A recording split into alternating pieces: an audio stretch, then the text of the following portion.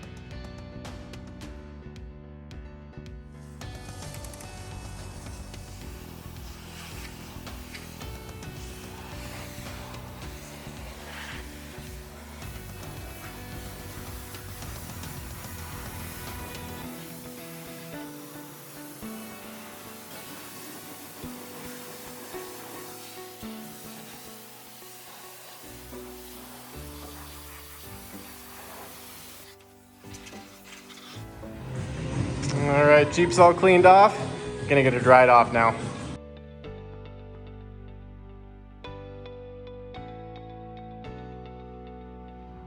All right guys, just got that mud and dirt knocked off from yesterday's trip. So now I get to do the fun part and get those steps removed. I've been wanting to do this for a while, just never got around to it. So I'm glad I get to do that today. What you're gonna need to get this done is just a socket wrench and then a 10mm socket. So I believe there's 7 bolts on each side. So we're gonna get those off, and excited to see how this turns out.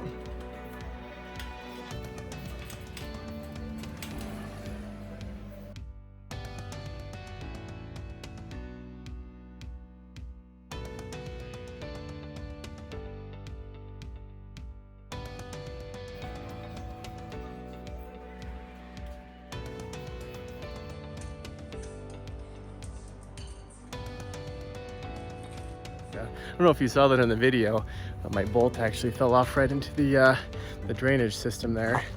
Shouldn't be too big of a deal. Hopefully the rocker guards that I ended up buying for the Jeep come with hardware, but that's just kind of funny.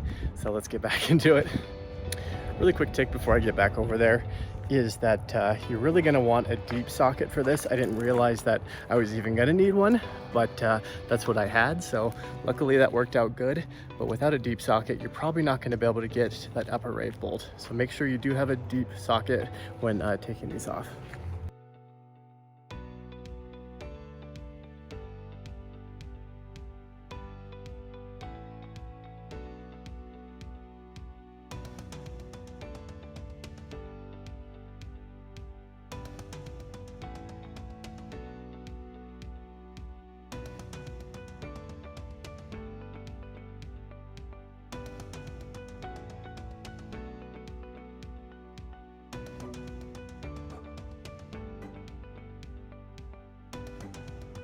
All right, just got those steps off, and now that I've done it, I really wish I would have done it a lot sooner. Looks just a lot cleaner than it did before. They didn't really serve any type of purpose other than to help you get into the Jeep, and I've never had any issues with that. They're not any type of rocker guard, which is something I intend on doing in the future, but for now, just having those off looks a lot cleaner, looks a lot better, and really happy with how this turned out.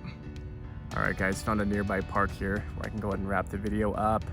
Not the video that I intended on doing this week. Really excited to get a video to you guys about the new tires that I just put on the Jeep.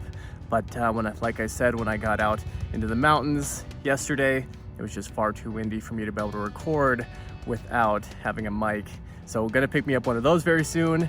But really happy with this video and how it turned out as far as getting those steps off. Very easy modification to do to your Jeep to make it look a little bit better and get rid of those unsightly side steps. So with that, thank you guys so much for watching. For everyone who has subscribed so far, thank you guys. We're growing at a rate that I didn't think we would, and very happy with that. Getting a lot of views. So if you haven't already, hit that subscribe button, bringing out a lot of content. Would love to have you along with me, and I'll see you guys in the next one.